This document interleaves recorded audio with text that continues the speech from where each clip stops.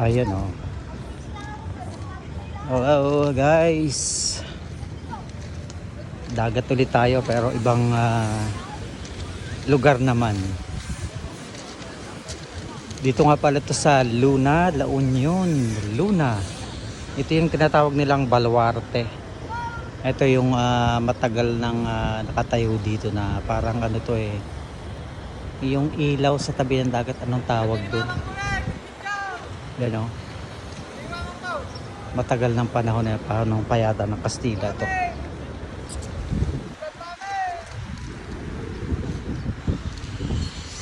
Ang daming tao niya.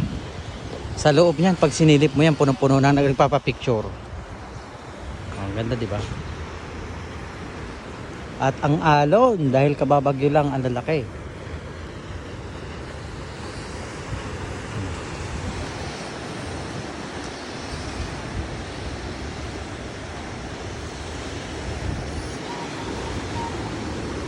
Ang lalaki ng alon.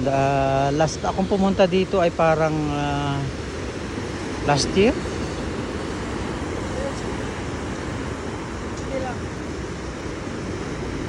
Alon ang lalaki oh. Oh, ito yung ano nila oh. Ang buhangin nila dito ay black sand. Ayan oh.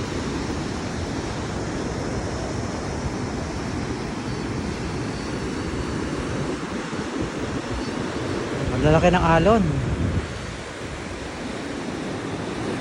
Yung diba? Tapos may bundok na dyan oh. Ito siya oh. Tapos may mga restaurant na rin dyan oh. Yan oh. Pwede kayong magkape, basta magkumain sa umaga, magkape, ganun.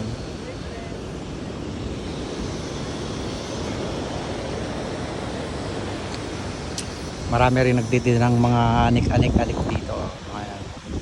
Eh siyempre hindi naman ako bibili ng ganyan. Hindi ako mahilig sa ganyan.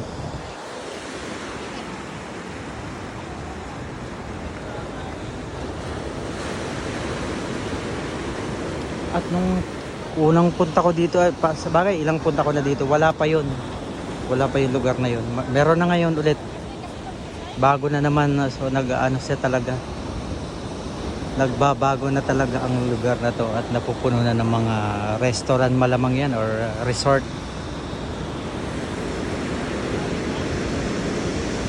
Ayun, nadaki ng alon.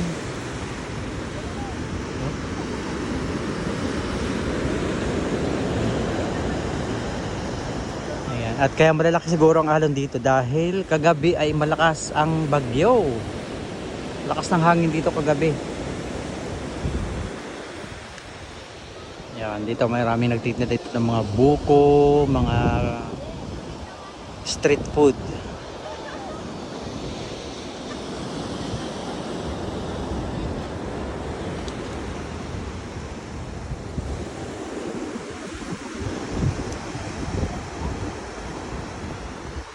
Ang lalaki ng alon, parang sobrang lalim nitong lugar na to.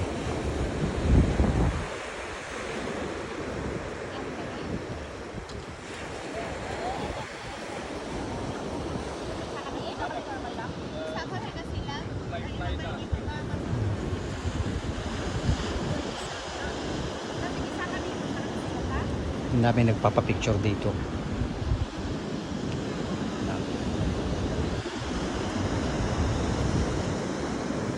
Ganda, di ba?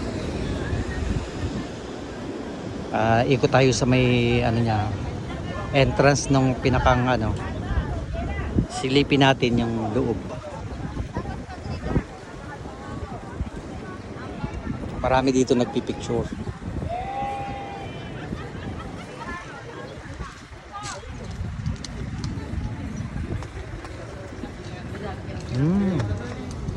Ayun, ang dahil nagpipicture sa loob oh. Yan yung loob, maliit lang pero ang daming nagpipicture sa loob.